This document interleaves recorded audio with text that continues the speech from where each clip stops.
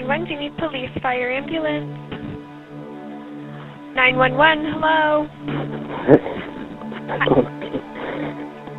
Sorry, the phone is really muffled. What's going on there?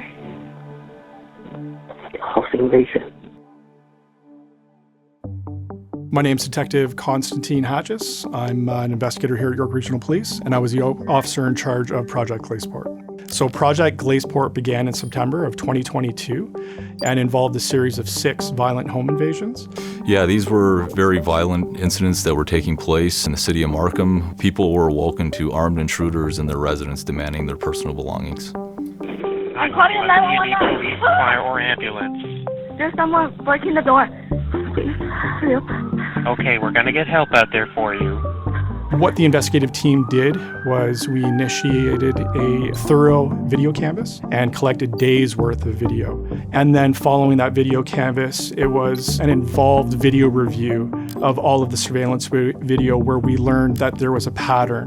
And in each home invasion, 2 suspect vehicles had attended in tandem. Those suspect vehicles included a white BMW SUV and a dark-colored Honda Civic. The last 4 home invasions occurred over the course of roughly a week. The urgency at that point really escalated, and the community was in fear. We were seeing these random residences being targeted by armed individuals, and for no apparent reason. So we knew that we couldn't passively wait for another home invasion to occur. There was too much of a risk to members of the public.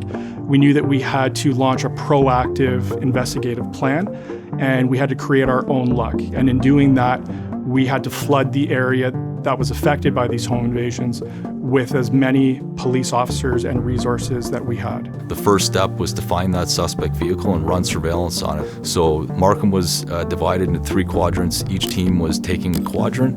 We couldn't find that vehicle. That's what we were out there looking for, that specific vehicle. We never expected to happen what happened on that morning of November the 26th. D635, shots fired on Iyer Drive. Officers involved. D635, shots fired. 10-4, shots fired at 712. Good evening. One person is dead and another in hospital after a police shooting in a quiet neighborhood in Markham. Police have confirmed the shooting is connected to a string of home invasions in the area.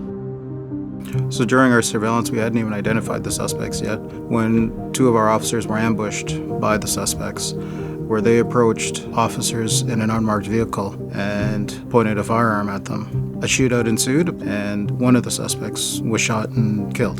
The remaining suspects at the scene were arrested and taken into custody safely. And Delta 635, just confirming no officers injured?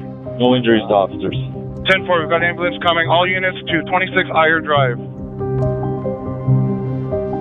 Following that officer-involved shooting, we had executed a series of search warrants.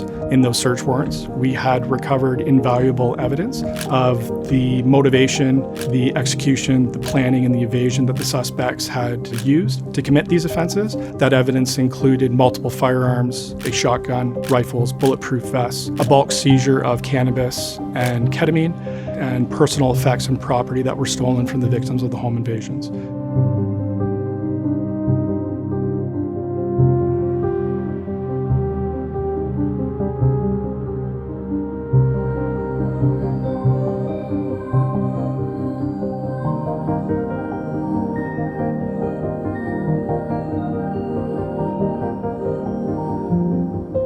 Yeah, it's no question that everyone assigned to Project Glaceport was certainly motivated to locate and apprehend the offenders that were involved in these violent acts. We had invaluable assistance and support from other units. Once we had launched this operational plan, we had set up surveillance in 5 districts. A lot of investigators had made great sacrifices in working long, grueling hours, often overnight. We know that there's long-lasting effects on the victims associated to these incidents, and I think that's part of the motivation that comes for all of us to find who's responsible for these occurrences and ultimately hold them accountable. I think this was the greatest example of collaboration and teamwork that I've ever been a part of.